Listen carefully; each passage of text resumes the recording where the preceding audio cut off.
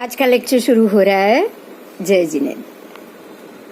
पिछले लेक्चर का कोई प्रश्न है तो आप जरूर पूछो। तिथि का मुद्दा था, बहुत महत्व का मुद्दा था। તો એકમાં તો ચંદ્રમાં દેખાતો જ નથી આપણને. હા ચંદ્રમાં બીજે દેખાય છે. હા. તો આપણે 15 દિવસમાં આપણે કેવી રીતે ગણતરી એની કરીએ છીએ? એમાં 15 દિવસની ગણતરી કેવી રીતે? જો ચંદ્રની કેટલી કળા, ટોટલ 62 કળા છે હા, હા, એ તો કન્ફર્મ છે, ભલે આપણને દેખાય કે નહીં, પણ ચંદ્રની 62 કળા છે, રાઈટ? તો રોજની ખાલી 4 કળા ઢંકાતી જાય, હા, 15 ચોક 60. એટલે 15 ચોક 60 ઢંકાઈ ગઈ, અને 2 કળા તો ક્યારે ઢંકાવાની નથી, ક્યારે બી. તમે જયારે પણ અમાસનો ચંદ્ર જોશો ને તો તમને બહારની ગોળ ધાત્રી તો દેખાશે જ, કે જે ગોળાઈ જેવું તને દેખાય છે. એટલે 2 કળા ઉપર, એક આ જમણે ને એક ડાબે, એમ 2 કળા તો એની ક્યારે ઢંકાતી નથી. એટલે રોજની 4 કળા ઢંકાઈ ત્યારે જ 15 તિથિ પડશે. ટોટલ એને 15 દિવસ લાગશે ને ઢંકાતા. હા, બરાબર. બસ હવે આ તિથિ છે, 15 તિથિ છે. આ 15 તિથિ 13.5 દિવસમાં પણ પૂરી થાય અને 15.5 દિવસમાં પણ પૂરી થાય. આ સમજાયું? કારણ કે સૂર્યચંદ્રની ગતિ પર આધારિત છે. 12ના માંડલામાં હશે તો એને 15.5 દિવસ લાગશે, અને અંદરના માંડલામાં હશે તો 13.5 દિવસ લાગશે. આ વસ્તુ સમજાઈ? 15 ને 13.5 તો બધી 29 દિવસ થયા ને. હવે એક જ પક્ષના 15.5 અને 13.5 થાય તો તું 2 ને પ્લસ કર, અને 3 એટલે 29 દિવસ થયા ને. તો એક પક્ષ 29 દિવસનો તમે એક ક્ષય કરશો એટલે 29 તિથિ થશે ને એક મહિનામાં. તો બરાબર. અને 1ના 30 તિથિ રાખી એટલે પૂરેપૂરો મહિનો થયો. તો તમે જયારે 2 મહિને એક તિથિનો ક્ષય કરશો તો તમારો 59 દિવસ થશે કે નહીં? બસ. હા, મેં 2 વાર સાંભળ્યું તારું લેક્ચર, આ લાસ્ટ ટાઈમ કાલનું. અચ્છા, સરસ, બહુ સરસ. 2 વાર સાંભળ્યું, પછી તો સમજ્યું પહેલા, પછી પૂછ્યું મેં. બહુ સરસ. હા, ના પણ સાચે આ તિથિનું ગણિત ને આવશે ને, સાંભળશો તો બહુ મજા આવશે. અત્યારે તો એક વસ્તુ સમજી લેજે કાશ્મીરા, જે વસ્તુ આપણને મળી છે ને એક વસ્તુ ધ્યાનથી સાંભળજો.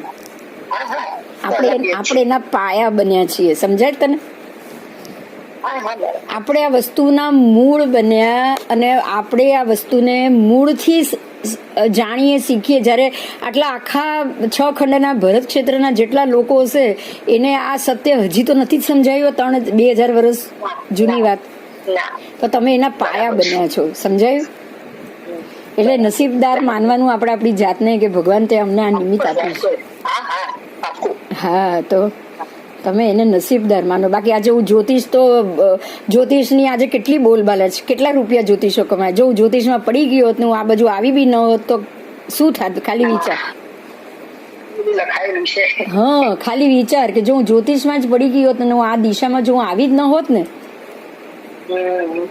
તો શું થાય? બસ. એટલે આપણે ના આપણને કુદરતી સામેથી આ વસ્તુ આવી એટલે નિમિત્ત મળ્યું અને નિમિત્ત પકડાયું. એટલે કર્મનો વિપાક આ સબ્જેક્ટમાં હશે એટલે આ પકડાયું. આ બી સમજજે. તારો જે પ્રશ્ન હતો ને કર્મનો વિપાક, હા, જો વિપાક જ આ વિષયના સબ્જેક્ટમાં વિપાક ન હોત તો પકડાત બી નહીં ને. હા, તો પકડાત બી નહીં, અને આપણે આવી કોઈ મહેનત આની અંદર કરી બી ન શક્યા હોત. એટલે અચ્છા, હવે આ વિપાકે મને પાછી રાશિ બી કઈ આપી, જો હું તને એ પણ સમજાવું. હવે જો વધારે ક્લિયર થશે. મને નક્ષત્ર રોહિણી આપી દીધું, જે બધા જ નક્ષત્રોમાં શ્રેષ્ઠ નક્ષત્ર કહેવાય, બળવાન કહેવાય. શ્રેષ્ઠ એટલે બળવાન કહેવાય. આજે 28 નક્ષત્રમાં સૌથી બળવાન હોય તો રોહિણી, સૌથી એમ પવિત્ર હોય તો પુષ્ય, અને અભિજીત વગર તો શરૂઆત જ નથી. સમજાય? સૌથી શરૂઆતનું નક્ષત્ર કયું? તો અભિજીત. તો આ 3 નક્ષત્રનું મહત્વ છે. હવે એ 3 નક્ષત્રમાંથી 2 નક્ષત્ર તો મારા આવી જ ગયા ઓલરેડી. પુષ્ય મારું લગ્નનું નક્ષત્ર છે, અને રોહિણી મારું જન્મનું નક્ષત્ર, ચંદ્રનું નક્ષત્ર છે. ખ્યાલ આવે તને હવે?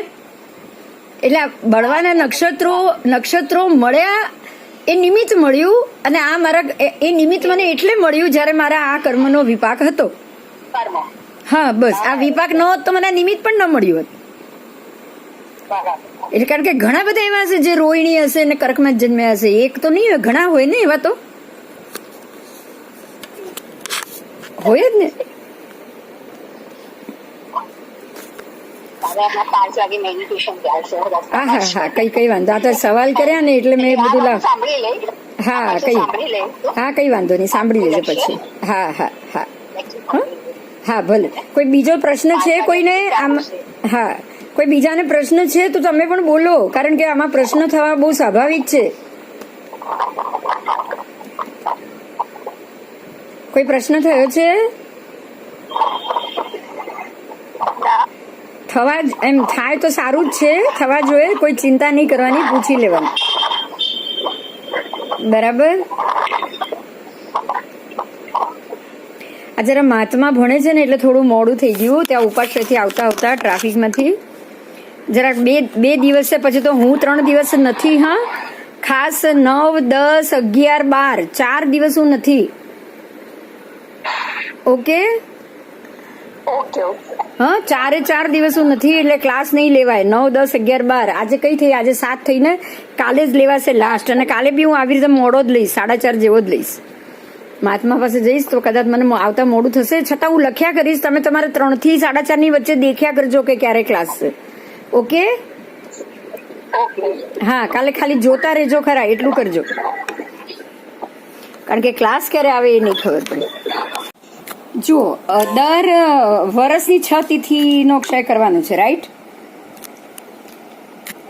વર્ષની 6 તિથિ અને દર 59 દિવસે એક, એમ એટલે એક ઋતુ કીધી છે, 6 ઋતુઓ, વર્ષની 6 ઋતુ, અને દરેક ઋતુનો પીરિયડ છે 59 દિવસ. 59 દિવસે તમારો એક તિથિનો ક્ષય, એમ તમારે જે 6 તિથિનો ક્ષય કરવાનું છે ને એ દર 59 દિવસે એક તિથિનો ક્ષય. તો 354 તો વર્ષના દિવસ છે ચંદ્ર સંવત્સરના ટોટલ 354, તો 59 ને 6 ગુણો તો બરાબર 354 થઈ જશે, રાઈટ? 354 ને તમે 6 ભાગો એટલે 59 આવે. 59 દિવસ પૂરા અને ઉપર 2 32 યા 62, એટલે કે પછીના આખા પક્ષના બે તિથિ નીકળી જાય પછી 62 એટલે શું? એક પક્ષ. આ તો મગજમાં ક્લિયર છે બધાને? 62 ભાગે એક પક્ષ પૂરો થાય. 62 ભાગ એટલે એક ચંદ્રનો પક્ષ, સુદ પક્ષ હોય તો સુદ અને વદ હોય તો વદ, એટલે 1 થી પૂનમ સુધીના દિવસો. આ તો બધાને ખબર છે. હવે એક પક્ષમાં એટલે કે 59 દિવસ ઉપર 2 62 ભાગ, મતલબ શું થયું? તો કે 59 દિવસમાં તમારા જે 59 જે તમારા દિવસ ગયા એના ઉપર 2 62 ભાગ બાકી રહે ત્યારે તમારો પેલો પક્ષ પૂરો થયો. સમજાયું? 2 62 એટલે બીજ આવશે બીજા પક્ષની, પછીના પક્ષની. સમજાય છે? જો વદ પક્ષ એક આખો ગયો, સુદ પક્ષ એક આખો ગયો, 2 પક્ષ જતા રહ્યા. બરાબર. હવે જો તમારો આવ્યો આ 59 દિવસ પછી 2 62 ભાગ, મતલબ 62 ભાગ એટલે કે એક પક્ષ. 62 ભાગનું નામ જ એક પક્ષ. એક પક્ષની બીજ, 2 એટલે બીજ આવશે, 1 એટલે એકમ, 2 એટલે બીજ, એમ 15 તિથિ પડશે 62 ભાગમાં. બરાબર? હા હા હા ભલે ભલે. જો આમાં જ જવાબ છે તમારો, જે સેન્ટેન્સ છે ને એમાં જ જવાબ છે કે 59 દિવસ અને 2 62 ભાગ પતે એટલે એક તિથિનો ક્ષય. સમજાય છે મારી વાત? બરાબર છે, પણ આપણે દર વખતે તો તીજનો ક્ષય તો નથી હોતો. હા દર વખતે તીજનો જ આવશે. અલગ અલગ આવે છે ને. એ તો અત્યારે તો પંચાંગ જ ખોટું છે, હું તો સાચા પંચાંગની વાત કરું છું. આ પંચાંગમાં તો ક્યાં કશું જ સાચું છે? કશું જ સાચું નથી. અત્યારે આપણી પાસે ભૂગોળમાં કઈ સાચું નથી, પંચાંગમાં કઈ સાચું નથી બેન. પણ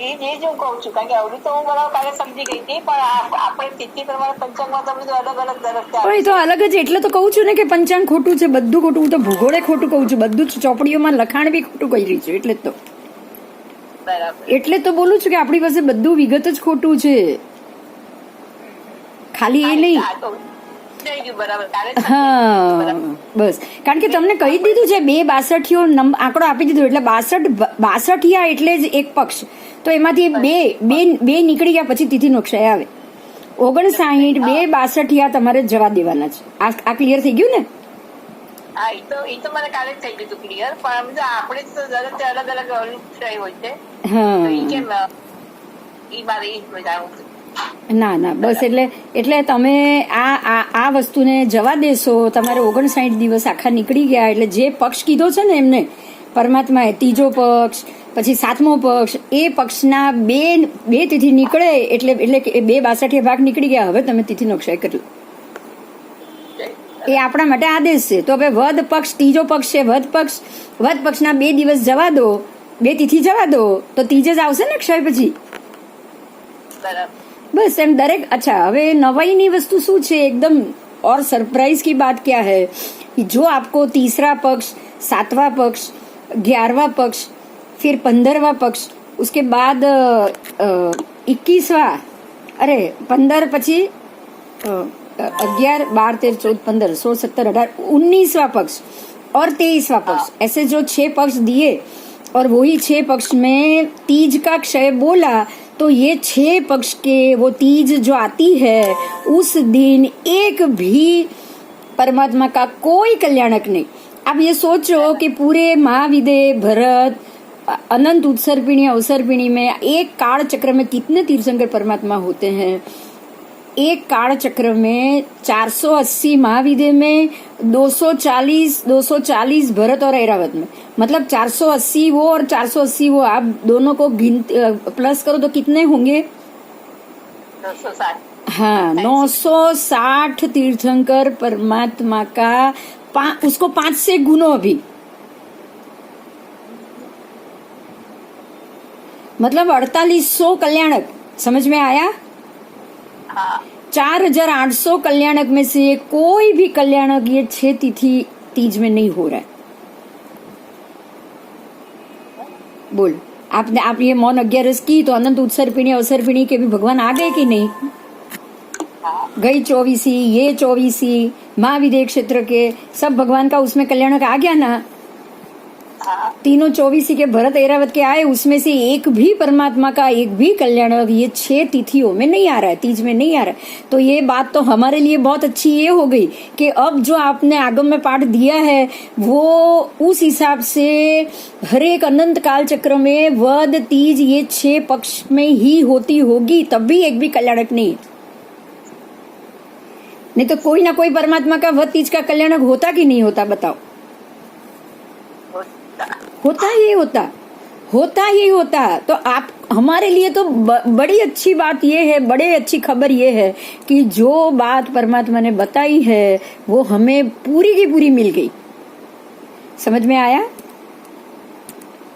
हाँ हमारे लिए बहुत खुशी की बात है कि भगवान ने जो कहा है वो 100% हमको मिल गया है अब ये पंचांग के मामले में तिथि के मामले में हमें कोई हम ये मानेंगे कि भाई 1% जितना हो सकता है कुछ अलग लेकिन गलत तो वो भी नहीं हो सकता बराबर ना बराबर तो ये तो बहुत अच्छी बात हो गई देखो अभी ये शुरू हो चुका है आज से ये लैपटॉप शुरू हो गया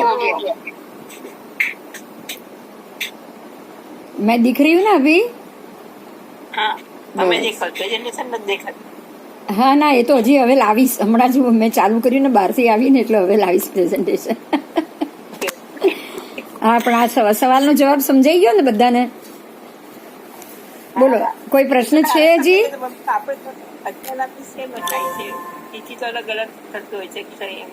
હા અચાનક પંચાંગ પ્રમાણે તો અલગ અલગ તિથિનો ક્ષય થતો હોય છે ઓલું તો કાલે સમજાઈ ગયું હતું બરાબર હા હવે જાણો હવે તમે તમારો જે પ્રશ્ન છે ને એ વાત કરીએ हुआ ये है कि इतने सालों पहले ये आगम का जो पाठ है भगवान के जाने के 960 वर्ष के बाद इसको राइटिंग में आया उससे पहले तो राइटिंग में था ही नहीं बराबर ये तो आप जानते हो इससे पहले तो कुछ भी राइटिंग में नहीं था अब हुआ ये है कि जब ये राइटिंग में इसको लिखा गया तब ऐसे समय में ये लिखा गया कि जब सबको आधा भी पता नहीं था। समझ में आ रही है? 90 आगम थे, या आप सोच सकते हो जो 14 पूर्व में से जो 10वां पूर्व है उसमें से ये उद्धृत किया हुआ आपके पास 45 आगम है, एक ही पूर्व का थोड़ा भाग। तो माने कि ये 14 पूर्व जितना ज्ञान तो लुप्त हो गया कि नहीं हो गया? बोलो। 14 पूर्व में से एक ही पूर्व का हमारे पास थोड़ा बहुत ज्ञान है, राइट? ये बात सच है? सच है। हाँ, सच है। तो अब क्या हमारे पास उसका पहले का या ये कुछ और आपके पास कोई स्थिति या कोई विगत लिखी हुई किसी को भी याद ही नहीं था, तो वो लिखता कौन है ना? अगर किसी को याद होता तो वो लिखता, अब किसी को याद ही नहीं तो ये लिखेगा कौन? ये भी बात 100% राइट है। अब हमको ये सोचना है कि ये धीरे धीरे ये सारी चीजें लिखी गई और लिखाई के ऊपर से हम यहाँ तक पहुंचे हैं। तो अब हमारे लिए ये प्रश्न है कि जब ये लिखा गया ना, तब ऐसा समय था कि पंचांग कैसे बनाना, ये क्या गणित है, ये 30 का क्षय करना है, 6 ही क्षय करना है, ये सारी चीज धीरे धीरे उसका गणित सब जो महात्मा एक दूसरे से देते जाते थे उनमें ये सारी चीज वो भूलने लग गए। समझ में आई ये बात? ये काल का महत्व होगा या ये भस्म ग्रह का संक्रमण हुआ था उसका कारण होगा। परमात्मा के जाने के बाद जो भस्म ग्रह संक्रमित हुआ है उसकी अशुभ असर 2000 साल तक रहने वाली थी। कितने?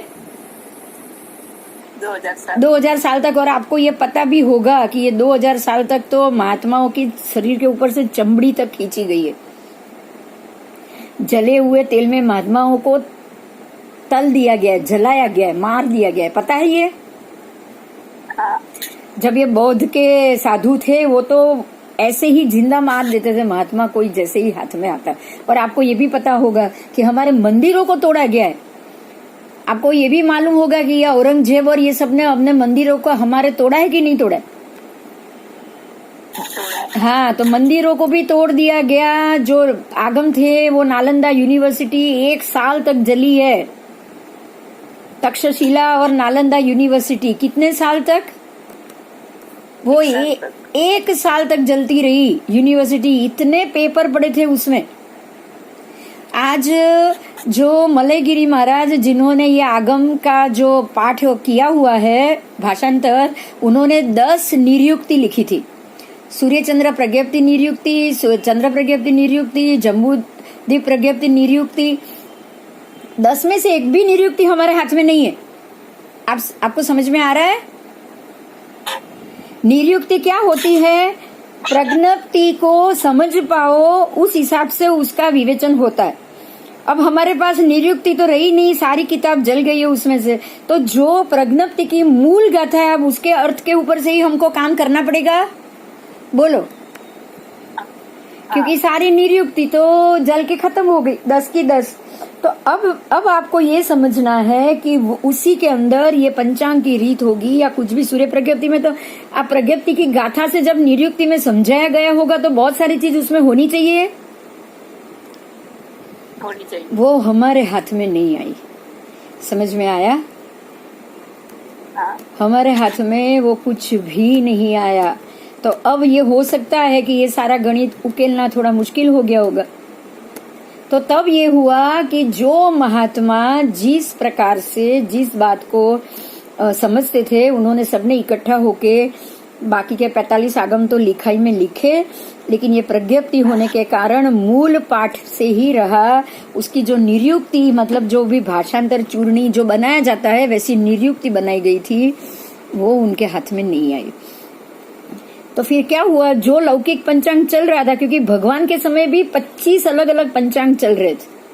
आगम में पाठ आता है 25 अलग अलग प्रतिपत्ति, उसका नाम क्या था? प्रतिपत्ति, मतलब 25 प्रकार के अलग अलग पंचांग गणित। बराबर? हाँ, तो भगवान के वक्त भी जब 25 प्रकार के अलग अलग पंचांग गणित चल रहे थे, तो आपको हमें ये समझना चाहिए कि वो गणित में से ये हमारा गणित तो होगा ही, एक हमारे में एक ही होगा ना उसमें से, तो आगम का तो मतलब ये हो गया कि भगवान के वक्त भी हमारा एक गणित था तो सामने और 24 गणित भी था ना। सामने और 24 गणित भी था, ये बात तो क्लियर हो गई। हो गई तो अलग अलग जो 24 पंचांग थे उसमें से एकाध पंचांग हमने ले लिया और उसमें से जहां जरूरी था वहां बदलाव किया।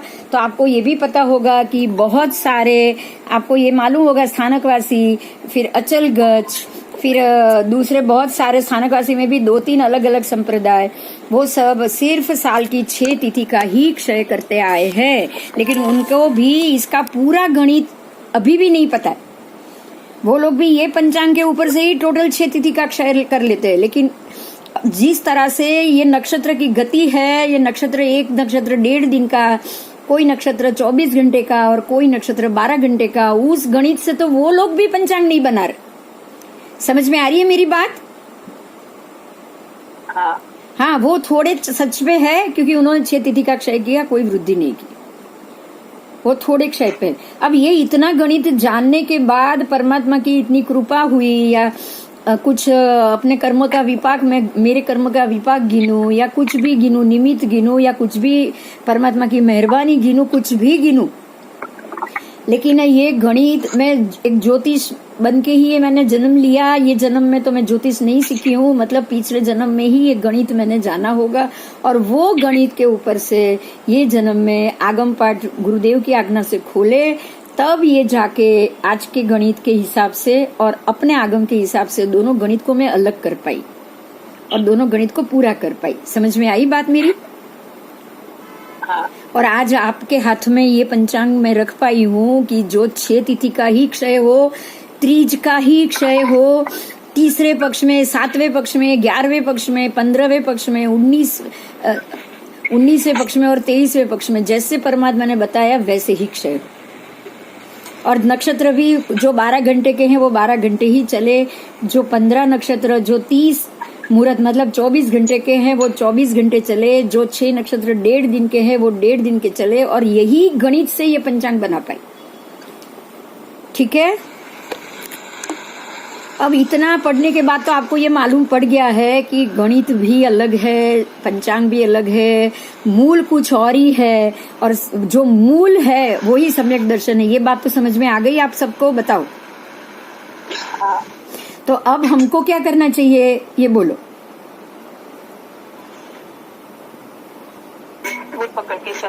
हमें मूल को पकड़ के ही चलना चाहिए, हमें सम्यक दर्शन को मान के ही चलना चाहिए। और यहाँ तक कि जो आपने 5 चीज जानी है उसका यहाँ पुनरावर्तन करो, वांचना, पृछना, परावर्तना, बराबर? वांचना, पृछना, परावर्तना, अनुप्रेक्षा। हाँ, अनुप्रेक्षा और धर्म कथा, जो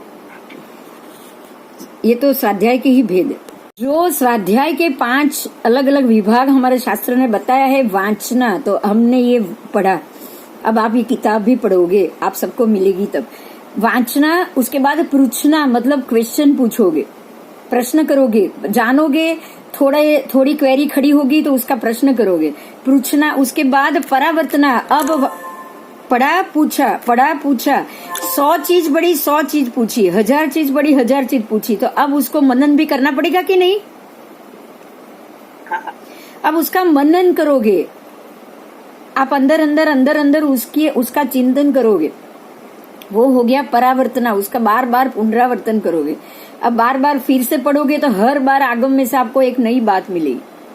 क्यों? क्योंकि आपने सब चीज जोड़ के वापस उसको नहीं पढ़ा है। समझ में आ रही है? 4 चीज जान के पढ़ो, वापस और 2 चीज जानो, 6 चीज जान के फिर से पढ़ो, फिर से 2 चीज जानो, 8 चीज जान के उसको फिर से पढ़ो, तो आपको वो सारी नई रूप से कुछ न कुछ नया मिलता ही जाएगा। बराबर? ये हुआ अनुप्रेक्षा, क्योंकि हर बार आप नया देखोगे, उसको जानोगे, उसको मानोगे। अनुप्रेक्षा का मतलब वही होता है ना, किसी भी चीज की अनुप्रेक्षा करना मतलब कि वो चीज को बार बार चिंतन मनन करने के बाद क्या सही है क्या गलत है उसका जजमेंट लेना। समझ में आ रहा है? वांचना, पृछना, परावर्तना, अनुप्रेक्षा, और अब आएगा धर्म कथा। देखो यही 5 तरीके से मैं निकली। पहले मैंने आगम पढ़े, पहले मैंने ये इसका गणित पढ़ा, उसके बाद पूछना, मैंने बहुत सवाल किए, महात्माओं से भी बहुत सवाल किए, सबसे बहुत सवाल किए। अब जैसे सवाल करती गई और पढ़ती गई, सवाल करती गई और पढ़ती गई, तो ये तय हो गया कि ये पृथ्वी जमीन पे ही है, हवा में है ही नहीं। कोई भी सूर्य चंद्र की गति से ये नहीं पता चलता है कि ये हवा में, क्योंकि अगर ये हवा में होती तो उत्तर ध्रुव में 6 महीना जितनी गर्मी होती उतनी दक्षिण ध्रुव में भी मिलती ही मिलती। दक्षिण ध्रुव के जितने बर्फ पिघल रहे हैं और उत्तर ध्रुव में भी सारे बर्फ पिघलता है, लेकिन ऐसा नहीं हो रहा है। उत्तर ध्रुव में तो 12 महीना तक बर्फ हिलता भी नहीं, और दक्षिण ध्रुव में तो 12 महीना तक। आप देखो ये श्रीलंका और सब जगह नीचे नीचे जाओ, आपको कभी बर्फ मिलेगी भी नहीं, बराबर। तो यही हुआ, बार बार परावर्तन करने से, चिंतन मनन करने से, पूछने से, चिंतन मनन करने से ये बात पे मैं आई कि नहीं ये गलत है, आज का साइंस सही नहीं है। भगवान ने कहा है उस हिसाब से देखने जाए तो वो आज दिख रहा है। भगवान ने कहा है कि दक्षिण के भाग में ही मंडल घूम रहे हैं, तो दक्षिण में धूप है लेकिन उत्तर में बिल्कुल धूप नहीं है, बर्फ है। तो ये तो तय हो गया कि मंडला ही घूम रहा है, सूर्य पृथ्वी नीचे। इसके बाद अनुप्रेक्षा, मतलब अब इसको रोज परमात्मा की सबकी आज्ञा ली, अरे गुरु भगवंतों की, और फिर से आगम पाठ पढ़ने शुरू किए कि भाई हकीकत क्या है, आप मुझे दो कि मैं डायरेक्ट भगवान की बात को कैसे जानूं। डायरेक्ट भगवान की बात पे आई मैं, तो डायरेक्ट भगवान की बात ये अनुप्रेक्षा थी। जैसे पढ़ती गई आज का साइंस और क्लियर होता गया। तो ये मेरी आगम के प्रति अनुप्रेक्षा हुई कि नहीं हुई बताओ। अब ये जजमेंट आया कि क्या सही है क्या गलत है। अगर दिसंबर महीने में ठंडी हो रही है तो उसका आगम से क्या ताल्लुक। तो आगम में स्पष्ट बताया है कि दिसंबर में हमको ठंडी मिल रही है। क्यों मिल रही है? क्योंकि दिसंबर जनवरी का समय ही, आप देखो उत्तरायण में जितनी ठंडी मिलेगी वो दिसंबर में भी नहीं मिलेगी। हवा कितनी तेज घूमेगी, बोलो घूमेगी कि नहीं? क्यों 14 जनवरी को सूर्य जो कौन से मांडले पे होता है? बिल्कुल लवण समुद्र में होता है। जम्बू द्वीप में सूर्य होता ही नहीं, तब आपको सिर्फ दिखता है, लेकिन घूमता कौन से मांडले से? लवण समुद्र के मंडल से घूम रहा है। अंतिम मंडल पे है सूर्य। तो जब वो अंतिम मंडल पे हो तो पूरा नवंबर, दिसंबर, जनवरी, फरवरी, ये 4 में से कम 3 महीना तक आपको ठंडी मिलनी चाहिए कि नहीं मिलनी चाहिए? मिलनी ही चाहिए, ठंडी ही मिलेगी। और बाकी के अब आगे आओ, 3 महीना और आओ, उसके बाद तो 3 महीना आपको बिल्कुल मध्यम मिलेगा। लेकिन जब अंदर के मामले में जम्बू द्वीप के ऊपर उसके 180 योजन में सूर्य चंद्र होंगे, सूर्य होगा खास करके, वो पीरियड आएगा आपका अप्रैल, मई, जून, जुलाई। ठीक है, अप्रैल, मई, जून, जुलाई। तो अप्रैल आधा निकाल दो, जुलाई आधा निकाल दो, तो अप्रैल आधे से 15 अप्रैल से लेके 15 जुलाई तक ये 3 महीना कड़ी धूप है कि नहीं? ऐसी धूप 12 महीना नहीं है। क्यों? क्योंकि जम्बू द्वीप के 180 योजन के ऊपर से, भारत के माथे के ऊपर से सूर्य घूम रहा है। तो ये तो 100% राइट बात निकली। ये हुई अनुप्रेक्षा। आप समझ में आ रही है मेरी बात? आप वास्तविकता से आगम पाठ का तालमेल बिठाओ, वो हुआ अनुप्रेक्षा। ये तालमेल बिठाने से तो मेरी मक्कमता बढ़ जाएगी कि नहीं बढ़ जाएगी बताओ? ऐसे तालमेल मुझे हजारों में मिल गया, एक में नहीं हजारों में मिल गया। एक और तालमेल बताऊंगी, सरप्राइज हो जाओगे। मांडला नीचे उतर रहा है, कोई नहीं मान रहा था। आगम में से पाठ मिला 24 61 अंश उससे ऊंचाई में ऊपर नीचे होता है। ऊंचाई में सूर्य ऊपर नीचे होता है। और आज का साइंस कह रहा है कि पृथ्वी के नजदीक सूर्य आ रहा है। बोलो, अब दोनों बात एक ही है कि नहीं? आप मांडला नीचे उतारो तो भी सूर्य मांडले पृथ्वी के नजीक है। और आज का साइंस कह रहा है कि सूर्य पृथ्वी के नजदीक, चाहे वो ऐसा आड़ा रखे लेकिन नजदीक तो बता ही रहे ना। इसकी अनुप्रेक्षा साबिती कहाँ मिली? अब डिग्री बढ़ रही है गर्मी की। देखो 45 डिग्री पहले थी, आज से 25 30 40 साल पहले नखी लेक भी बर्फ होता था। गुजरात में आबू, पालनपुर, डीसा, मेहसाणा, सब जगह पानी का मटका बर्फ हो जाता था रात को। आज हो रहा है कहीं पे भी बताओ? नहीं। आज आपको स्वेटर की जरूरत पड़ती है क्या बम्बई में? पहले पड़ती थी। मैं जब शादी करके आई तब ठंडी, तब तो मैं 18-20 साल की, लेकिन तब भी ठंडी लगती थी। बोलो, आज बिल्कुल नहीं है। क्यों? क्योंकि 60 डिग्री हाईएस्ट पहुंच चुकी है दुबई में, और तब 45 डिग्री मुश्किल से हाईएस्ट थी। तो अब बोलो, अनुप्रेक्षा हो गई कि नहीं आगम की? हो गई। हो गई। तो ये अनुप्रेक्षा होने के बाद मैं तो मजबूत हो गई, नहीं यही है। उसके बाद मैंने धर्म कथा शुरू कर दी, महात्माओं को बताया, सबको बताया, ये पाठ है, ऐसे घूम रहे, ऐसे घूम रहे। 10 साल से तो महात्माओं से, 15 साल से तो यही बात बताते बताते बताते आ रही। तो अब समझ में आ रहा है कि अगर आप कुछ भी स्वाध्याय करोगे तो कैसे आप आगे बढ़ पाओगे। क्लियर हो गया? ये सारा कर्म विपाक है। अगर मेरे कर्म में ये नहीं लिखा होता तो मेरे तक ये पहुंचता ही नहीं। बराबर? कर्म विपाक पिछले पिछले जन्मों में इसके अंदर माथा पच्ची करके, स्वाध्याय कर करके ऐसे कर्म का उपार्जन किया होगा, ताकि मैं इस चीज की चर्चा सभी महात्माओं के साथ करूं, और वही कर्म उदय में आया और वही फल आज मिला। तो अब एक बात कंफर्म है कि जब हम 84 लाख योनि भटकते हैं तब हम कर्म बांधते हैं, और वो भटकते भटकते बीच में मनुष्य भव भी आ जाएंगे। बहुत सारे भव परंपरा आती रहेगी, और आपका कर्म विपाक बंधता रहेगा। शुभ कर्म ऐसे ही उदय में आएगा जब उसके विपाक का समय आएगा। समझ में आ गई बात? सम्यक दर्शन भी ऐसे नहीं होता, ऐसे नहीं होता है। वो जब भी होता है आपके अंदर जानकारी और मक्कमता और परमात्मा ही सही है, ये मक्कमता बढ़ती जाएगी तब। बराबर? 1 भव, 2 भव, 4 भव, 10 भव, इतनी मक्कमता बढ़ेगी, इतनी मक्कमता बढ़ेगी कि वो 11वें भव में, या समझो कि 100वें भव में जब वो पूरा मक्कम, दिमाग मक्कम हो जाएगा, तब उस वक्त आपको सम्यक दर्शन आएगा। बराबर? तो ये कर्म विपाक हमेशा अपने हिसाब से ही चलता है, मेरे सोचने से या मेरे उसको लाने से ये बात नहीं होगी। बराबर? आपको थोड़ी थोड़ी करके आज से ही ये श्रद्धा पे जाना पड़ेगा। अगर आप आज से ही ये श्रद्धा से जाओगे ना, तो अपने आप आपका ये जो कर्म विपाक है वो बढ़ता जाएगा। बढ़ना चाहिए कि नहीं? बढ़ना चाहिए। चलो, बहुत अच्छी बात। चलो, अब तो आपको दिख रहा है ना इसमें?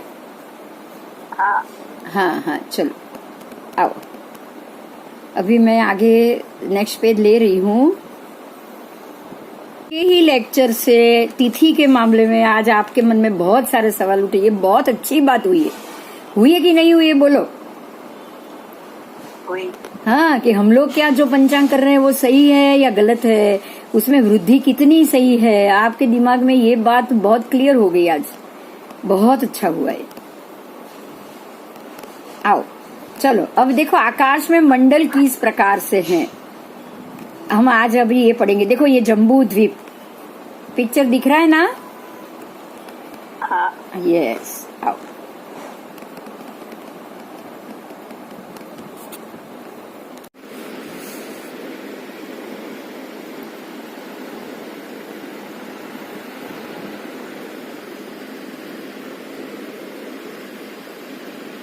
रत्न प्रभानो आकाशखंड अर्धरज्जुनो।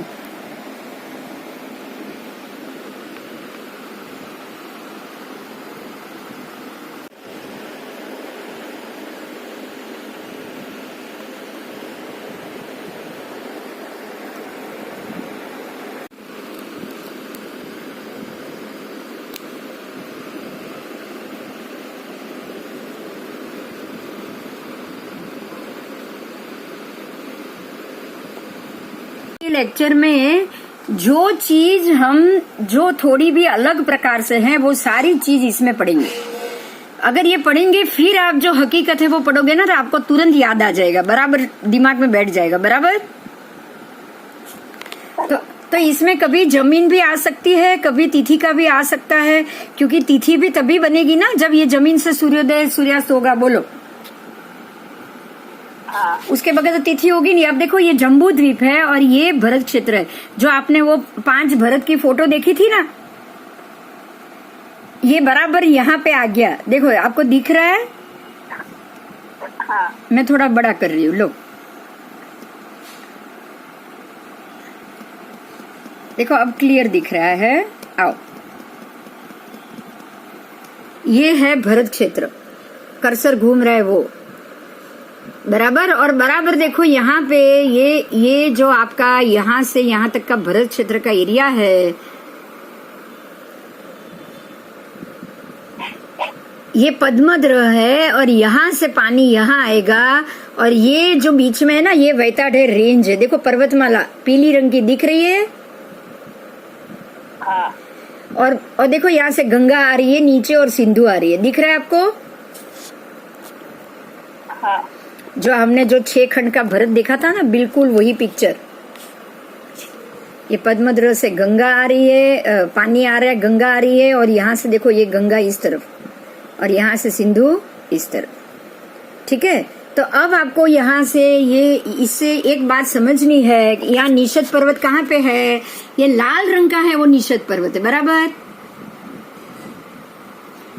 जो हमारे भरत क्षेत्र से कम 31,000 योजन दूर से शुरू होता है।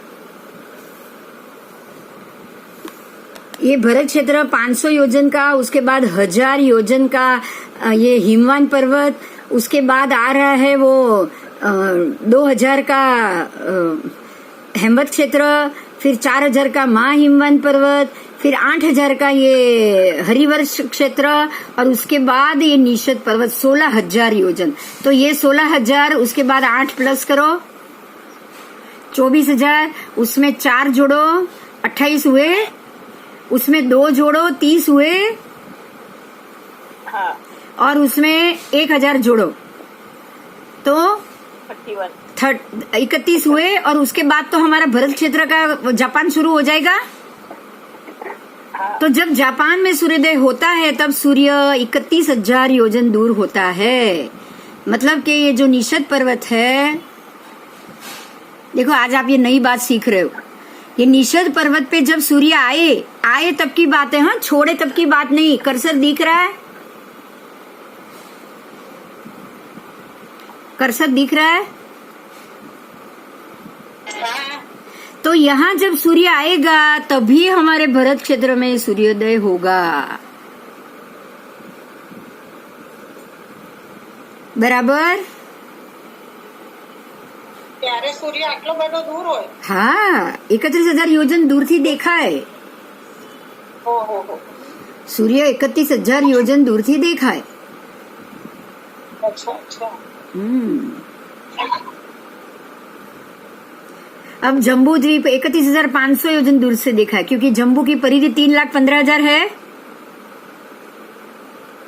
और बराबर उसमें 10 विभाग पड़े हैं। मैंने 10 विभाग पहले भी समझा है, मालूम है ना? तो 10वां भाग तो 31,500 होगा ना 3,15,000 का। तो जब 31,000 योजन दूर सूर्य होता है, निषद पे आता है, तब आपको यहाँ दिखता है। और यही स्थिति आपको हर जगह देखनी है। हर एक जगह का 10वां भाग, जो भी द्वीप होगा ना, उसकी जो परिधि होगी उसके बराबर 10वें भाग से, क्योंकि गोलाई है ना, गोलाई का नियम है। आप देखो, अगर कोई गोल वस्तु होगी तो थोड़ा थोड़ा जैसे आगे जाओगे ऐसे आगे आगे की थोड़ी थोड़ी चीज दिखेगी बराबर। आप थोड़े आगे जाओगे तो ही थोड़ा आगे दिखेगा, जैसे जितना आगे जाओगे उतना ही आगे का दिखेगा। ये तो बराबर है कि नहीं? अगर गोल रास्ते पे जाएंगे तो ऐसा ही होगा। तो ये नियम है, जब गोलाई हो तो बराबर 10वें भाग पे पहुंचो, तभी पीछे का रास्ता चला जाएगा और आगे का नया रास्ता दिखेगा। जानी आज ये नई बात जानी?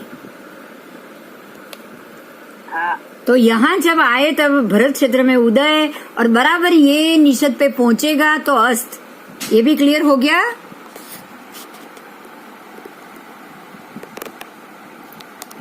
हाँ। जब तक यहाँ नहीं पहुंचेगा यहाँ अस्त होगा नहीं। बराबर। आओ अब यही जम्बू द्वीप और ये जम्बू द्वीप के किनारे के भाग में कहा 180 योजन अंदर ही आप समझ सकते हो, ये 526 का ये जो भरत है ना वो 526 योजन का है। इतने में ही ये खाली आपको जो लाइन ग्रीन दिख रही है ना, ये जो नीचे की लाइन, ये पीली लाइन तो सीधा लघु हिमवंत पर्वत है, लेकिन ये जो ग्रीन वाला एरिया दिख रहा है ना नीचे का पतला, वो ही भरत क्षेत्र है। तो वो है 526, तो बराबर इसका आधा भाग करो, उतने तक ही सूर्य चंद्र जाते हैं। तो सूर्य चंद्र के मांडले भी ऐसे गोल होंगे ना पूरे जम्बू द्वीप के आसपास, होंगे कि नहीं? होंगे। कैसे घूमेंगे? लो मैंने छोटा कर लिया, अभी दिखेगा बराबर, ये बाहर के बॉर्डर में घूमेगा बराबर। तो ये मांडले कैसे होंगे? आओ अभी ये मांडले दिखते हैं, आओ देखो ऐसे मांडले। क्लियर हो गया? अभी ऐसे गोल में घूम रहे कि नहीं? ये मांडले, बाहर का मांडला भी 3,15,000 योजन के ऊपर है परिधि में। तो पूरी जम्बू द्वीप के बाहर ये मांडला निकल गया। हाँ, तो मांडला इस प्रकार से है, और वो भी उसमें भी जैसे कि रिवॉल्विंग होटल कैसी होती है, एक के बाद एक ऊपर स्टेप होते हैं ना, फ्लोर होते हैं, इसके भी फ्लोर है।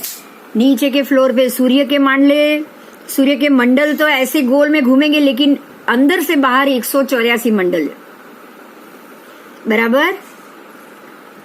इसके ऊपर आओ, ये देखो चंद्र के मांडले हैं और उसके ऊपर नक्षत्र के मांडले। समझ में आया?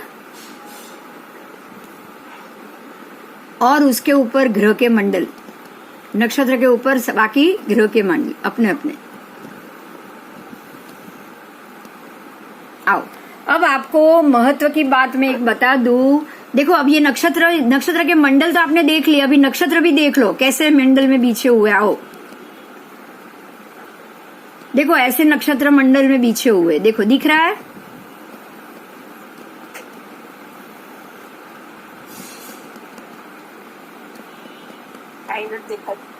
नहीं दिख रहा है? हाँ बस देखो, सबसे पहला अभिजीत नक्षत्र है बराबर। ये जो ट्रायंगल है ना छोटा, सफेद में है ना, इसलिए देखो ये कर्सर घूम रहा है। सबसे पहला नंबर अभिजीत, श्रवण, घनिष्ठा, इस प्रकार से 27, 28 नक्षत्र आधे में भरत के ऊपर और आधे में अर्धचंद्राकार आकार में, और आधे में एक मंडल ऐसे आधा, दूसरा मंडल ऐसे आधा। बोलो ये जम्बू द्वीप के आसपास होगा कि नहीं? यहाँ से आधा और यहाँ से आधा होगा कि नहीं? होगा। और अब आप वापस यहीं पे आओ। देखो सूर्य के और नक्षत्र के मांडले तो ऊपर नीचे हैं बराबर। तो आपको आप उसको एकदम नीचे से देख रहे हो, तो सूर्य नक्षत्र ऊपर है, तो सूर्य कौन से नक्षत्र के नीचे वो दिख रहा है आपको? दिखेगा ना? और चंद्र कौन से नक्षत्र के नीचे है वो भी दिखेगा।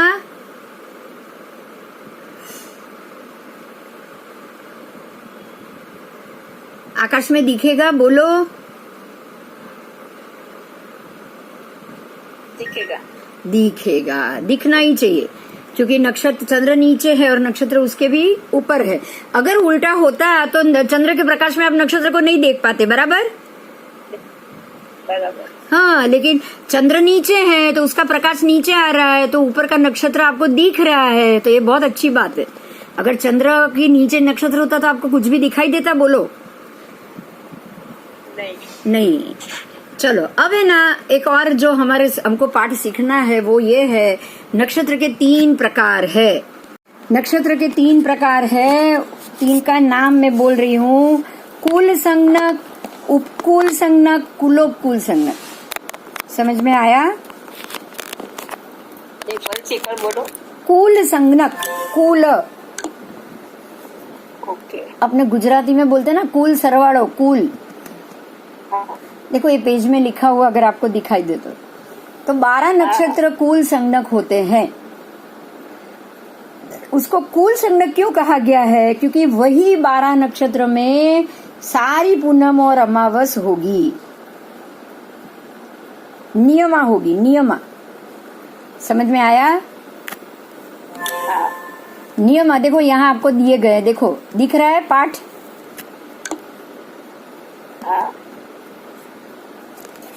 देगा कि अगर आपका महीना अगर श्रावण है तो नियमा पूनम घनिष्ठा में ही होगी और नियमा अमावस मघा में ही होगी। समझ में आ गया? तो ये प्रकार से 12 नक्षत्र की 12 पूनम 12 अमावस्या ये नक्षत्र की निश्चित है, इसलिए उसको कुल संगणक कहा गया। कुल संगणक मतलब मुख्य हो जाएंगे अपने कुल में, ये मुख्य हो जाएंगे ये नक्षत्र। अपने कुल में मुखिया हो जाएंगे, इसलिए उसको कुल संगणक। इस तरह से 12 नक्षत्र कुल संगणक, 12 नक्षत्र उपकुल संगणक और जो 4 नक्षत्र बचे वो 4 नक्षत्र होंगे कुलोपकुल संगणक। ठीक है, वो 4 होंगे कुलोपकुल संगणक। पर अब नियमा पूनम अमावस सिर्फ कुल संगणक में ही होगी। ओके, इसीलिए वो नक्षत्र के महीने से ही लौकिक में उसके नाम बोले जाते हैं। आओ अब यहाँ पे आप हमारे पास हम जैसे ये तिथि बोलते हैं ना, एकम दूज तीज चौथ, ये तो लौकिक नाम है, शास्त्रीय नाम अलग है। शास्त्रीय नाम जान लेते हैं। दिन तिथि उग्र और रात्रि तिथि भी अलग है, मतलब तिथि के 2 विभाग हो गए। संपूर्ण अहोरात्र की एक तिथि के 2 नाम हुए। दिन तिथि में जो भी आपके तिथियां होगी 15 के नाम अलग 15, और जो रात्रि तिथि 15 होगी उसके भी पूरे सबके नाम अलग। तो उग्रवती, भोगवती, यशस्वती, सर्वसिद्धा, शुभ नामा, ये आपकी रात्रि तिथियां है। बराबर इस तरह से दिन तिथि के भी नाम, ये सब आपको जब बुक मिलेगी तब, क्योंकि ये सारी चीज हम व्यवहार में बोलते नहीं है ना, तो इसीलिए हमको पता नहीं चलेगा। पर हम क्योंकि ये हम बार बार बोलते नहीं है ना, इसलिए पता भी नहीं है कि ऐसे भी नाम है। बस हमारी कमनसीबी समझ में आ रही है अभी। आओ अब जो पंचांग का जो नियम है, आज तिथि की बात जानी है तो पंचांग के मामले में भी थोड़ा हम जान लेते हैं कि किस प्रकार से 4 कहा गया है। पंचांग का 4 उसका वो किस प्रकार से कहा गया है? तो 4 2 प्रकार का है। कितने प्रकार का? 2 प्रकार। सूर्य 4 चंद्र 4, बस। समझ में आया? क्योंकि ये सारी तिथियां एकम बीज तीज किनके कारण हो रही है? सूर्य और चंद्र। सूर्य जो नक्षत्र में होगा, चंद्र वहां से कौन से नक्षत्र में गया, उस हिसाब से ही उनका 4 होगा ना। सूर्य के नक्षत्र में चंद्र वापस आ गया तो अमावस हो गई, और सूर्य के नक्षत्र से बराबर सामने वाले नक्षत्र में चंद्र है तो पूनम हो गई। तो ये चंद्र 4 से और सूर्य 4 से ही तय होता है ना। बराबर। तो 2 प्रकार का 4 है। और एक युग में चंद्र गति कितनी बार होती है?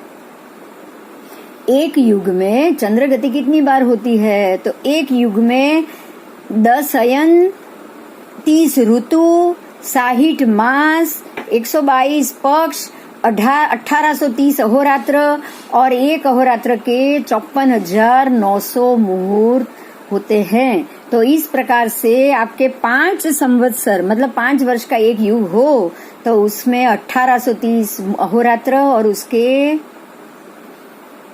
10,04,67,000 मुहूर्त हुए। तो हमने 5 वर्ष में अगर कुछ नहीं किया तो हमने कितने मुहूर्त फेल कर दिए?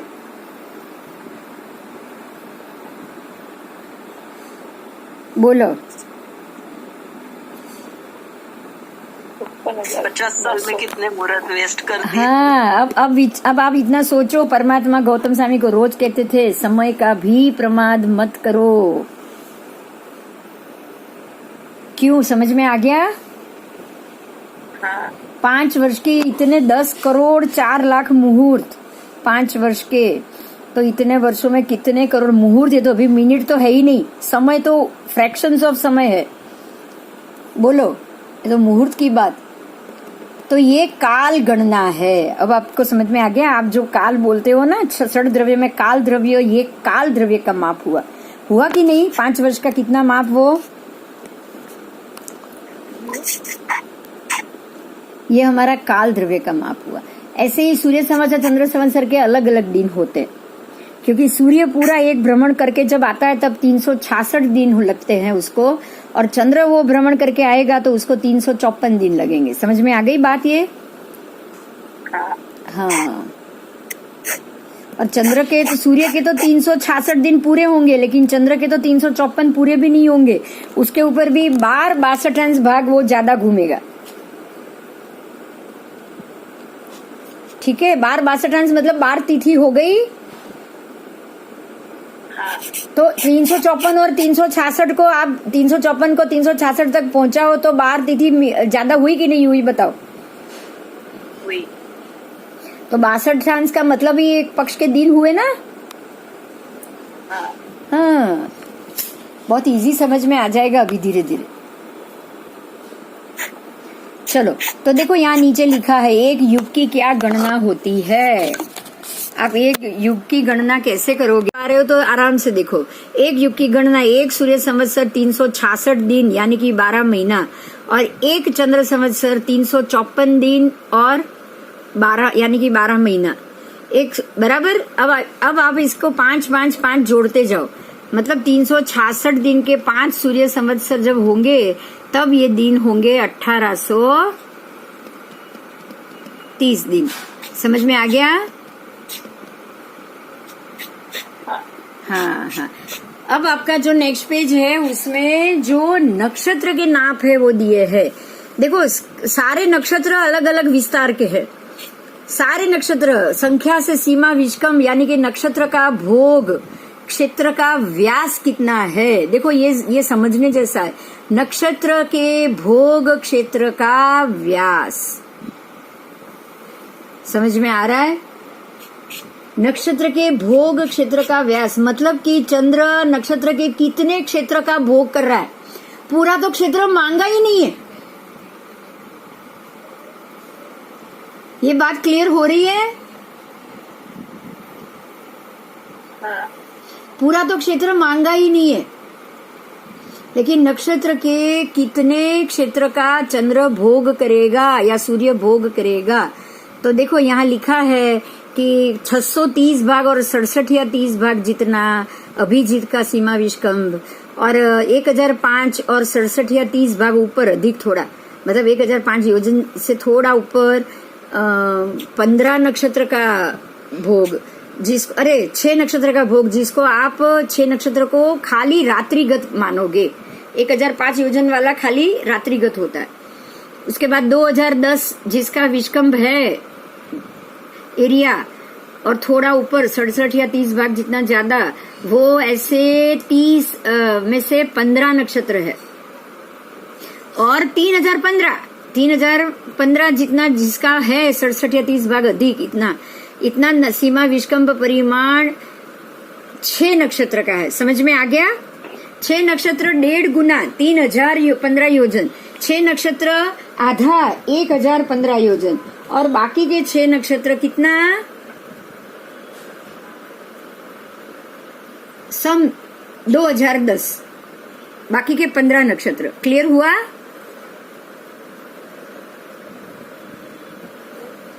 हाँ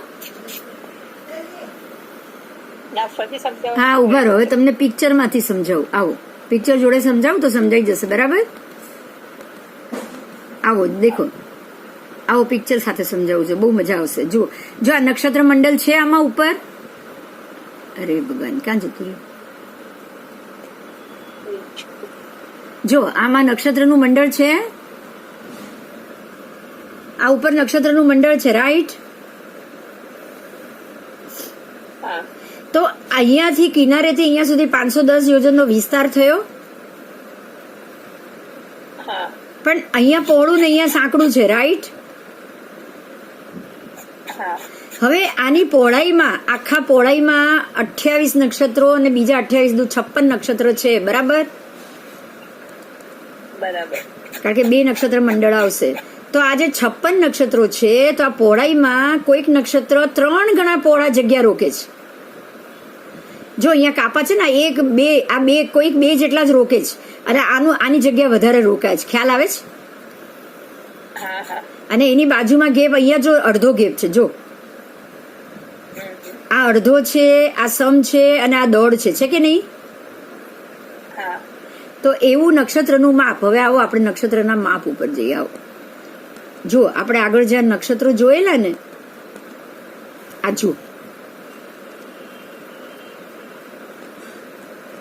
જો હવે આમાં ધનુ રાશિ, આ જે નક્ષત્રો છે ને, જે જ્યેષ્ઠા, અનુરાધા અને વિશાખા. તો વિશાખા નક્ષત્ર જો કેટલું મોટું છે, જુઓ.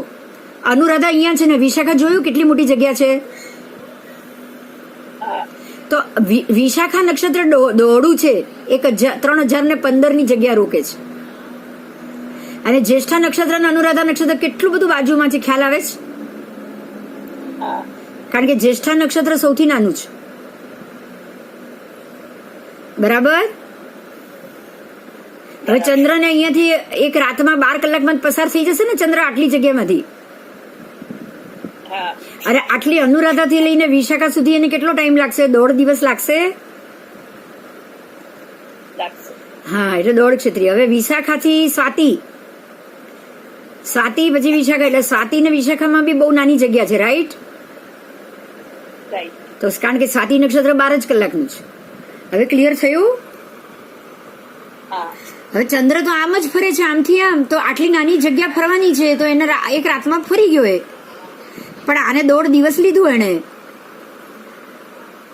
પછી પાછું અહીંયાથી અનુરાધા, વિશાખાથી અનુરાધા પાછું એ 30 મિનિટ લેશે. સમજાયું? એક અહોરાત્ર લેશે સમભાવ. અને પાછું જ્યેષ્ઠામાં એ 12 કલાકમાં પહોંચી જશે. તો જેટલો એરિયા નાનો એટલું ફાસ્ટ પહોંચે, જેટલો એરિયા મોટો એટલે એને વધારે દિવસ લાગે. ક્લેરિટી આવી ગઈ? हाँ, बोलो कोई प्रश्न? सारे नक्षत्रों में अलग अलग चंद्र जाएगा और आएगा. वो चंद्र को आप ये नहीं कह सकोगे कि ये नक्षत्र है तो उसका फिक्स है. 6 नक्षत्र जो 12 घंटे के ही हैं, उसमें उसकी गति फिक्स है, और सभी नक्षत्रों में उसकी गति फिक्स है. समझ में आ गया? लेकिन अभिजीत एक ऐसा नक्षत्र है जिसमें चंद्र हर महीने में नहीं जाता है. आपको ये याद रखना है. 27 नक्षत्र में तो वो जाएगा, पर अभिजीत नक्षत्र में वो हर महीने में नहीं जाएगा. उसका कारण भी हम जानेंगे बाद में. बराबर? हाँ, बराबर. उसका कारण भी जानेंगे. कोई भी चीज छोड़नी नहीं है. भगवान ने सबका जवाब दिया है. भगवान ने हर एक चीज का हमको जवाब दिया. चलो, तो आज नक्षत्र का भी सीमा विष्कम सब पता चल गया. बराबर? बराबर. अब यहाँ एक महत्व की बात की है कि ऐसे टोटल 56 नक्षत्र में 2 अभिजीत नक्षत्र में चंद्र नियमा 44वीं अमावस्या में सुबह के समय में निश्चित रूप से होता है. समझ में आया? चंद्रमा सवार 44वीं अमास कितनी है? 72 अमास है पूरे वर्ष की. नहीं, 72 भी नहीं, मैं बोलूं कितनी आएगी, 1 मिनट.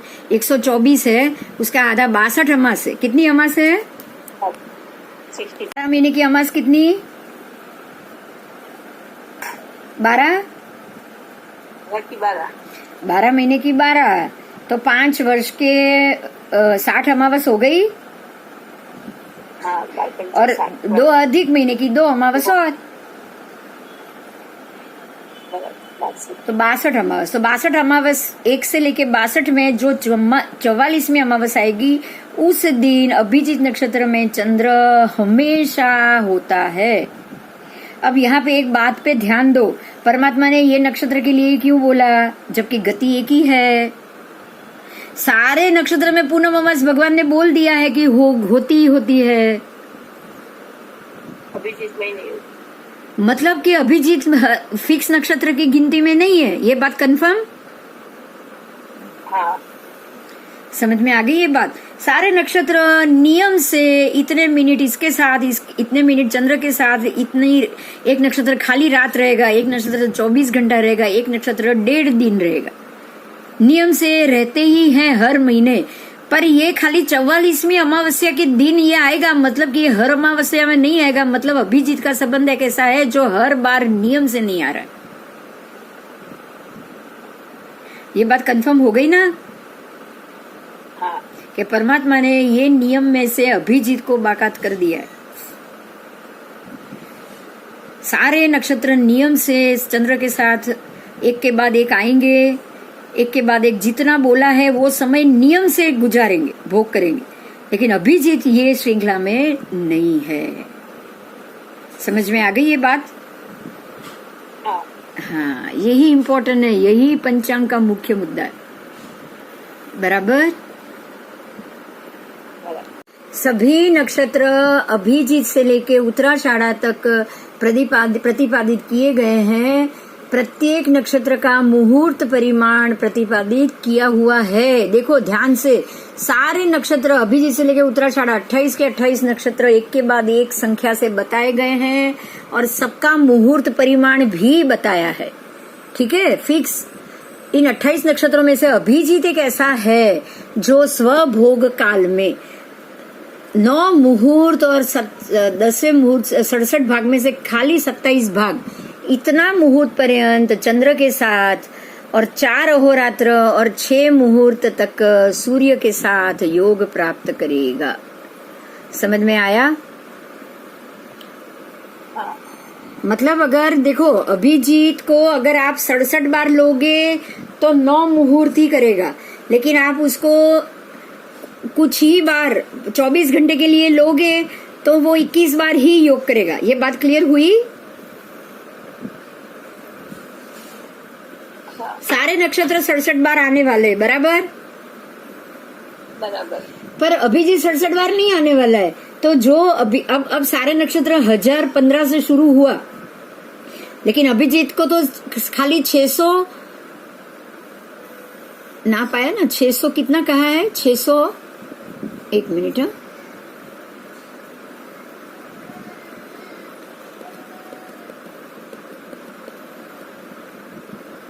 देखो यहाँ लिखा है 600 के बाद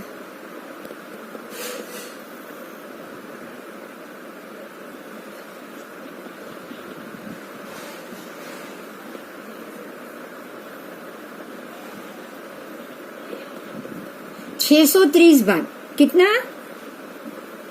630। अभिजीत का 630, मतलब जो 12 घंटे का है उससे भी कम हो गया कि नहीं? 12 घंटे के नक्षत्र 1005 है उसका प्रमाण मुहूर्त, लेकिन ये तो उससे भी कम हो गया ना। 630 तो उससे भी कम हो गया। तो यहाँ पे आपको ये देखना है कि अगर आप उसको हर महीने लोगे तो वो 12 घंटे से भी कम होगा।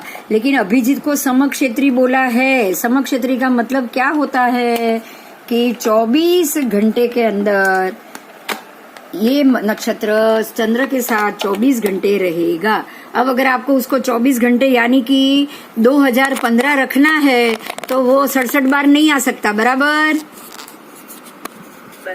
बराबर। तो वो सिर्फ 21 बार, 67 बार नहीं, लेकिन कितनी बार? सिर्फ 5 वर्ष में 21 बार ही आएगा। ठीक है, आपको बहुत अच्छे से क्लियर हो जाएगा। आओ चलो, तो ये आज आपने नक्षत्र भ्रमण सीख लिया। ठीक है, तो अभिजीत के लिए मैं अभी सभी नक्षत्रों के लिए एक बार बोल लेती हूँ कि अभिजीत जैसे सूर्य के साथ इतना रहता है, ऐसे अर्ध क्षेत्री जो 6 नक्षत्र है वो 15 मुहूर्त चंद्र के साथ और 1005 योजन 30/67 भाग जितना समय चंद्र के साथ रहेंगे और 6 अहोरात्र और 21 मुहूर्त तक वो सूर्य के साथ रहेंगे। 6 अहोरात्र और 21 मुहूर्त मतलब ये लगभग 7 अहोरात्र जितना तो आ जाएगा ना, 6.25 जितना तो। हाँ, अब आगे जो समक्षेत्री है 30 मुहूर्त हो जाएंगे। समक्षेत्री है तो उसका नाभ भी 2010 योजन हो जाएगा, 30/67 भाग। और सूर्य के साथ वो 13 अहोरात्र और 4 मुहूर्त तक रहेंगे। उसके बाद जो 1.5 क्षेत्री है, जो 1.5 दिन रहते हैं, वो है 3015 और ऊपर से 30/67 भाग अधिक, और वो सूर्य के साथ 20 अहोरात्र और 3 मुहूर्त तक रहते हैं। ठीक है, જોઉં છું બધાને હાય કરવું છે एक मिनट इसलिए कि अभिजीत की ये गिनती को आज का साइंस लेता ही नहीं है। समझ में आया? उन्होंने 27 नक्षत्र की ही गिनती की है बस। उन्होंने अभिजीत का, क्योंकि वो साल में 3 बार आएगा तो उसकी गिनती वो कैसे बैठाएंगे बताओ? बिठा पाएंगे? तो अब जब परमात्मा ने केवली दृष्टि से ये देखा है कि अभिजीत नक्षत्र भी इस तरह से चलता है आकाश में, और जब भी 3 साल में 5 साल में वो 21 बार 24 घंटे के लिए सूर्य चंद्र के साथ रहता है। साल में सूर्य के साथ 4 दिन रहता है और आप उसका उल्लेख ही नहीं करो वो कौन से 4 दिन है, तो चलेगा बताओ? नहीं चलेगा, ये तो बिल्कुल नहीं चलेगा। और अभिजीत नक्षत्र से ही तो सारे नक्षत्र पट की शुरुआत है, मतलब नक्षत्र का राजा ही अभिजीत है कि नहीं, बोलो? हाँ, तो अब आपको ये समझना है कि आज हम नॉर्मल साइंस लेकर उसकी ज्योतिष, उसकी तिथि और बाकी सारी तिथि को लेकर बैठे हैं, पर जो तिथि में आपको मालूम ही नहीं हो कि ये साल में ये 4 दिन सूर्य अभिजीत नक्षत्र में है, या चंद्र साल के 3 दिन अलग अलग ये ही 3 दिन में अभिजीत के साथ है, अगर ये आपको पता ही ना हो तो ये गणित किस काम का बताओ?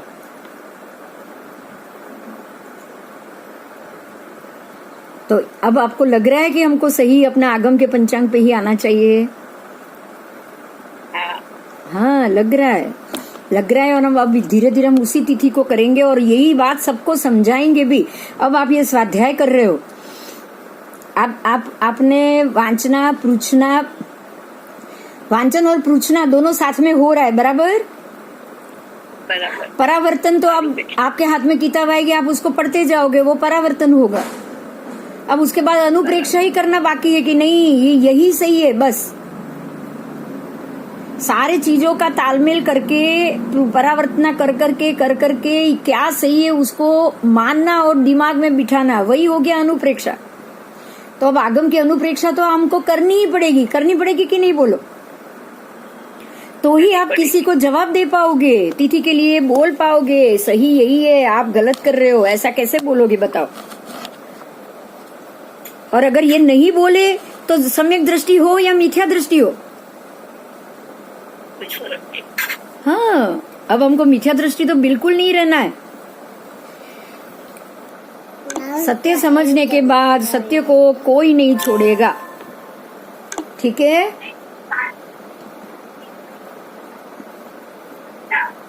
चलो,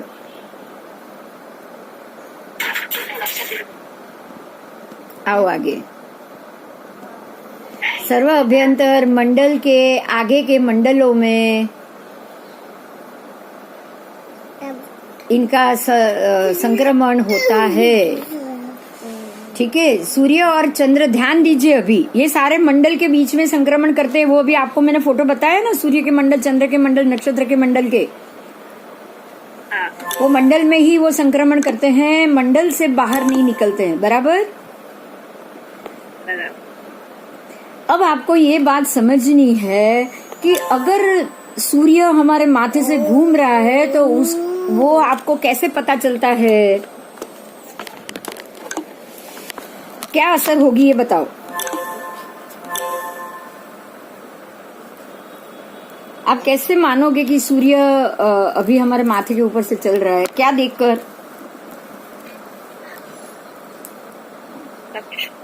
क्या फील करोगे, क्या देखोगे? सूर्य नक्षत्र मंडल।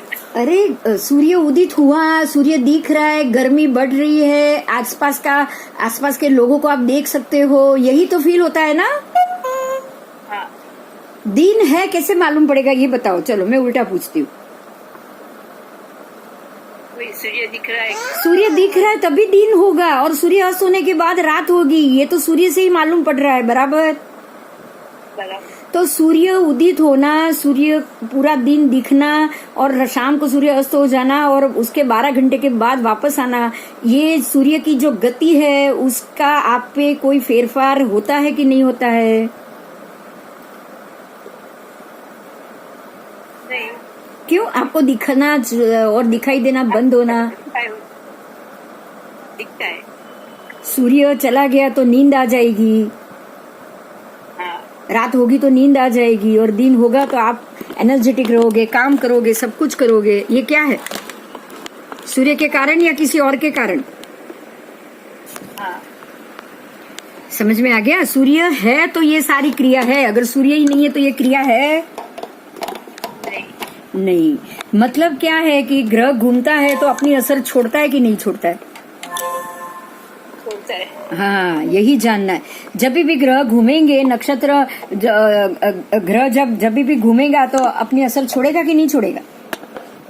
छोड़ेगा। अब वो पहले अंदर के मांडले में अगर सूर्य है तो अंदर का मांडला अभिजीत से शुरू होगा, तो अभिजीत, श्रवण, घनिष्ठा में जब सूर्य होगा अंदर के मांडले में, समझ में आ रहा है? अभिजीत, श्रवण, घनिष्ठा में जब सूर्य होगा तब आपका महीना होगा जनवरी, फरवरी, मार्च, तो तब आपको ठंडी लग रही है, बराबर?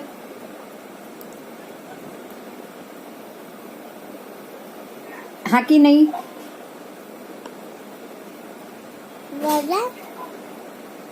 हाँ,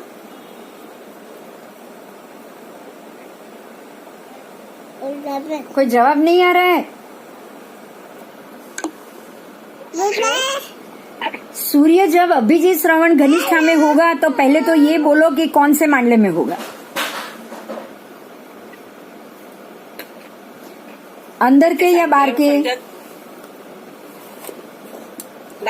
बाहर के मांडले में होगा, बराबर, लवण की तरफ। तो जब लवण की तरफ होगा तो हमको ठंडी लगेगी कि गर्मी लगेगी? ठंडी। हाँ, तो अब समझ में आया? अगर वो अभिजीत में है, श्रवण में है, घनिष्ठा में है तो हमको गर्मी नहीं लगेगी, और जब वो बाहर के मांडले में आएगा, सर्व अभ्यंतर मतलब अंदर के मांडले में जाएगा, जैसे कि नक्षत्र आर्द्रा, पुनर्वसु, पुष्य, आश्लेषा, तो हमको गर्मी ज्यादा लगेगी।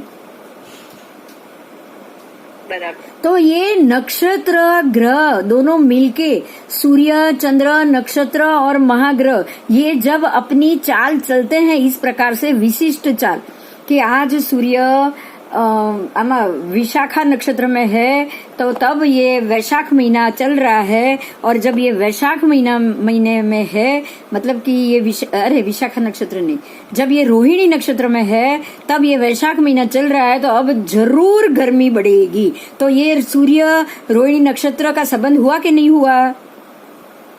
हुआ।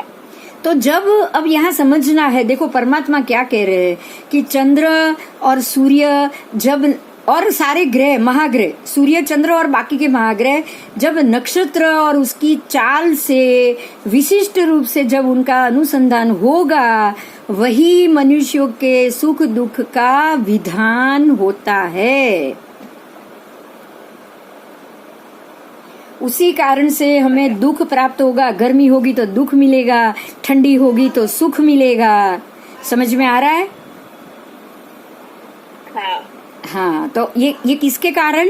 इन लोगों की स्पेशल चाल के कारण ना। आज ये नक्षत्र में चंद्र है तो ये हालत है, और ये नक्षत्र में चंद्र आ गया, सूर्य आ गया तो ये हालत हो गई। तो किसके कारण बताओ? नक्षत्र, उसकी विशिष्ट चाल के कारण। समझ में आ गया? तो अब सूर्य चंद्र किस तरह से हम पे असर करते हैं?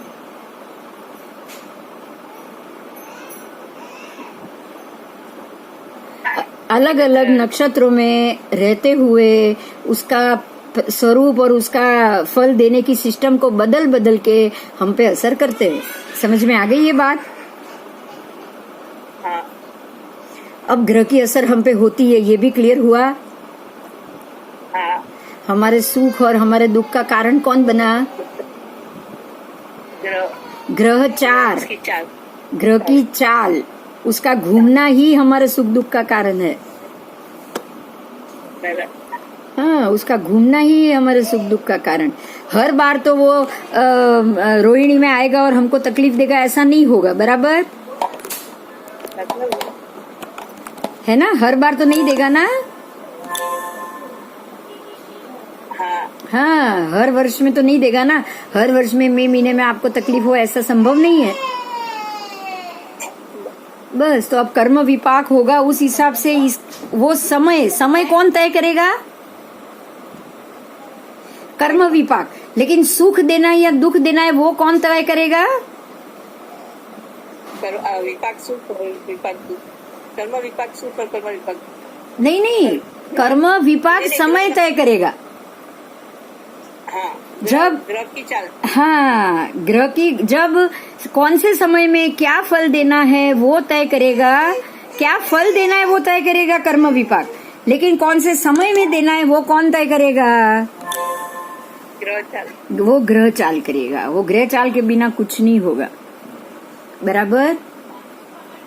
निमित्त कब आएगा वो ग्रह चाल तय करेगा। लेकिन क्या फल मिलेगा वो हो करेगा तय हमारा कर्म विपाक। तो आज आपको ये बहुत बड़ी बात पता चल गई है। कर्म विपाक नहीं तो सत्ता में नहीं पड़ा रहता। ये बताओ, चलो।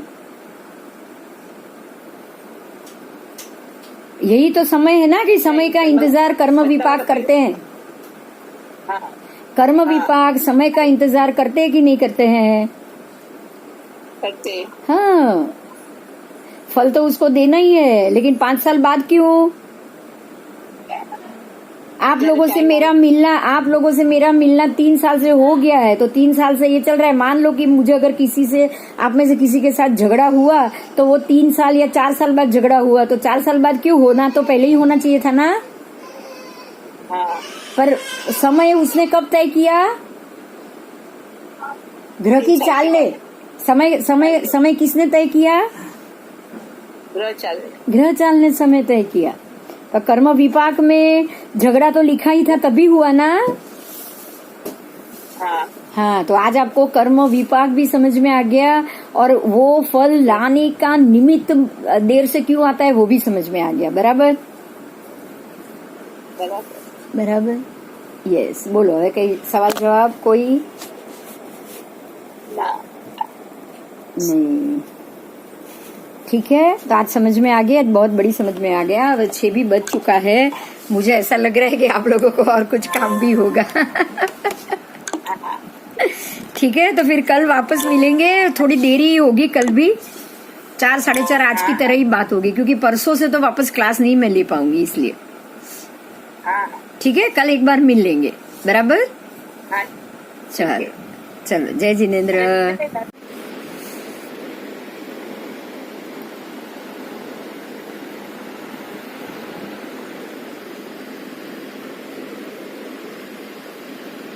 રત્નપ્રભાનો આકાશખંડ અર્ધરજ્જુનો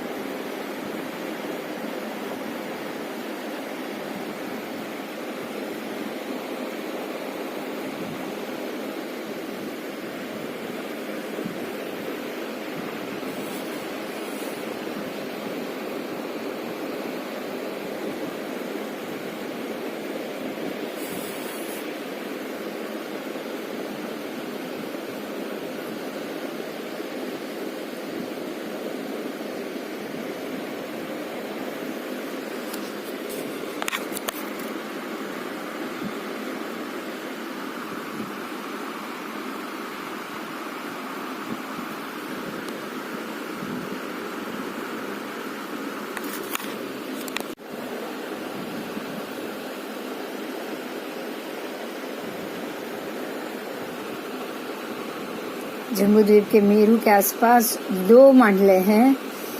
1,00,000 योजन के ही अंतर में जम्बू के 2 सूर्य और बाकी के 3,00,000 के अंतर के अंदर लवण के 2 सूर्य स्थित थे। 4 सूर्य स्थित है। लवण के 4 सूर्य 4 चंद्र। एक मंडल में लवण के 4 सूर्य 4 चंद्र।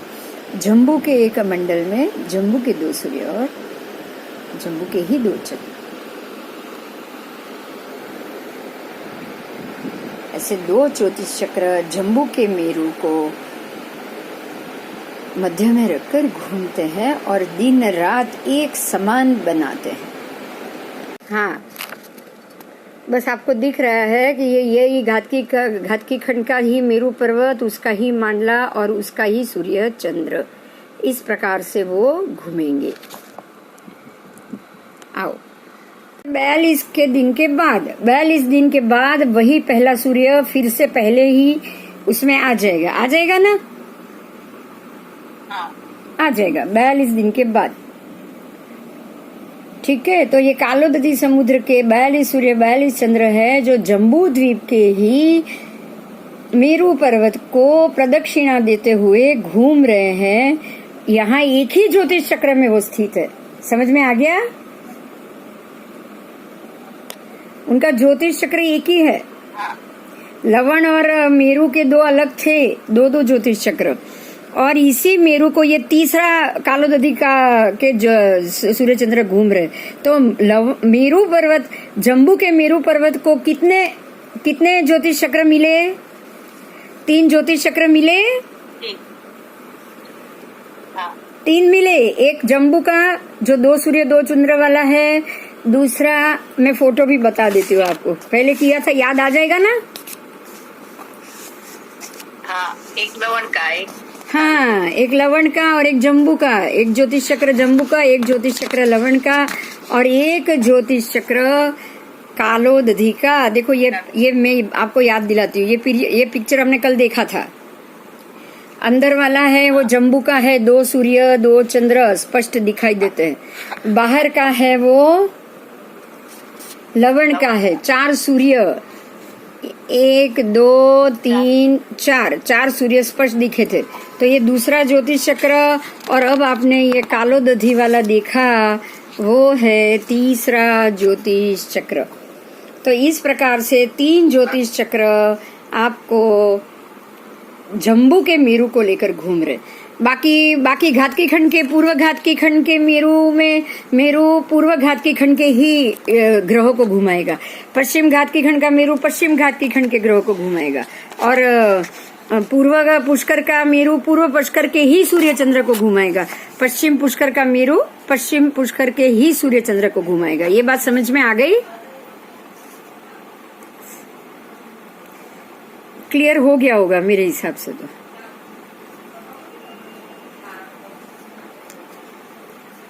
चल, टोटल 72 सूर्य है। 36 चंद्र पूर्व पुष्कर के, 36 चंद्र 36 सूर्य पश्चिम पुष्कर के। तो इस तरह दोनों पुष्कर वर्ग के द्वीप के दोनों के अलग अलग सूर्य अलग अलग रीत से ही घूमेंगे। ओके। और ये जो घूमते हैं ना, देखो ये नक्षत्र चक्र है, अगर आपको दिखाई दे तो पूरा दिख रहा है अभी। ये 28 नक्षत्रों का एक झुमका है और इसी नक्षत्र के अंदर से ही ये सारे सूर्य चंद्र घूमते हैं। पहले है 1,00,000 योजन का जम्बू जो छोटा दिख रहा है। उसके बाजू में जरा सी जगह छोड़ के दूसरा द्वीप है, वो है घातकी खंड। तो वो जो जगह छोड़ी है वो लवण समुद्र की। उसके बाजू में आप आओगे, आपको और ज्यादा बड़ी जगह मिलेगी, वो है कालोदधी समुद्र। आपको यहाँ दिखेगा, देखो। और उसके बाद है अर्ध पुष्कर द्वीप। तो बराबर इस प्रकार से 1,00,000 योजन का जम्बू, फिर 4,00,000 योजन का घातकी खंड और 8,00,000 योजन का पुष्कर द्वीप, बराबर इस तरह आएगा। एग्जैक्टली इस तरह से।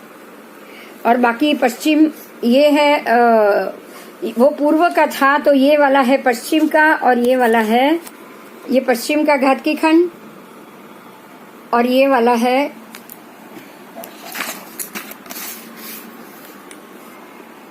ये पश्चिम घातकी खंड, और ये वाला है पश्चिम का अर्ध पुष्कर। समझ में आ गया?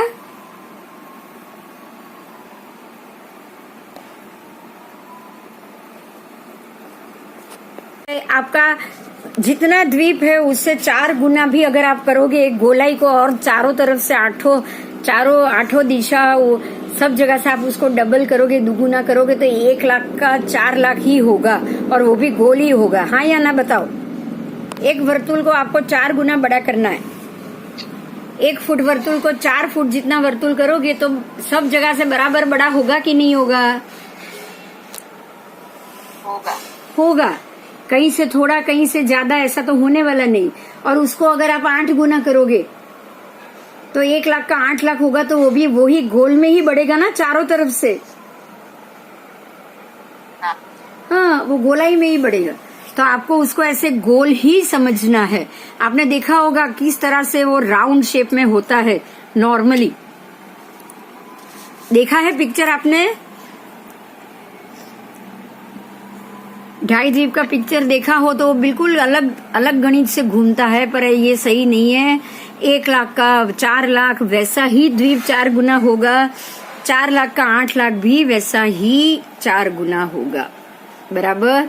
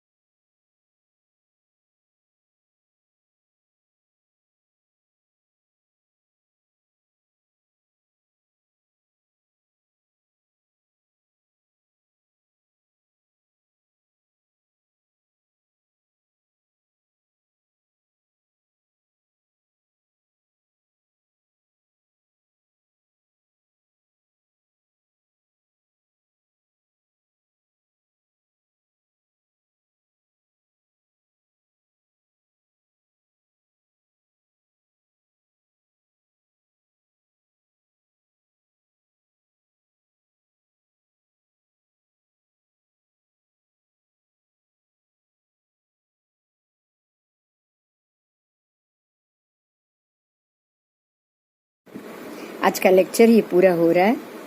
अगले क्लास में मिलेंगे। जय जिनेन्द्र।